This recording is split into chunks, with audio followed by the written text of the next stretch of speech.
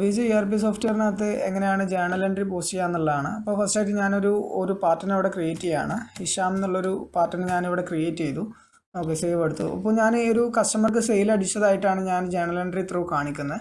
അപ്പോൾ നിലവിലിവിടെ വന്നിട്ട് ഹിഷാമിന് ബാലൻസ് നോക്കിക്കഴിഞ്ഞാൽ കാണാൻ പറ്റും.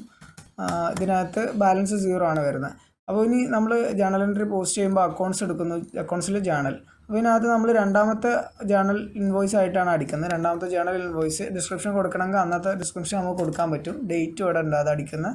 അതുപോലെ തന്നെ വെയർഹൗസും ഉണ്ട്. അത് റിക്വയർഡ് അല്ല, അത് നിങ്ങളുടെ യൂസിനനുസരിച്ചായിരിക്കും വെയർഹൗസ് കാര്യങ്ങൾ ചൂസ് ചെയ്യുന്നത്. ഇല്ലാന്നുണ്ടെങ്കിൽ നിങ്ങൾക്കത് ചൂസ് ചെയ്യേണ്ട ആവശ്യമില്ല. പിന്നെ നേരെ വന്നിട്ട് ഇവിടെ ഹിഷാം എന്നുള്ള പേര് കൊടുക്കുന്നു. കസ്റ്റമറുടെ പേര് കൊടുത്തു. നമ്മുടെ ട്രാൻസാക്ഷൻ ടൈപ്പ് ഏതാണോ ആ ട്രാൻസാക്ഷൻ ടൈപ്പ് ഇവിടെ ചൂസ് ചെയ്തു. ക്യാഷ് ആണ്, ടു സെയിലാണ് അവർക്ക് ചെയ്യുന്നത്. ടു സെയിൽ കൊടുത്തു. എത്ര രൂപേൻ്റെ സെയിലാണെന്നുള്ളത് 25,000 ഞാൻ കൊടുത്തു.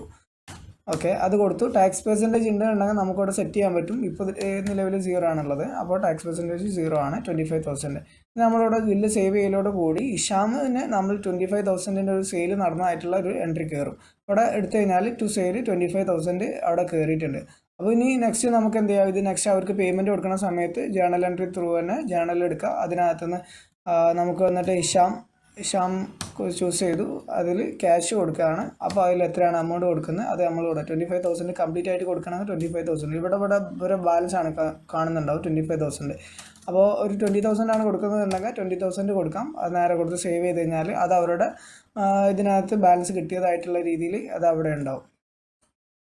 അപ്പോൾ 25,000 20,000 തന്നു, ബാക്കി 5,000 എന്ന രീതിയിൽ.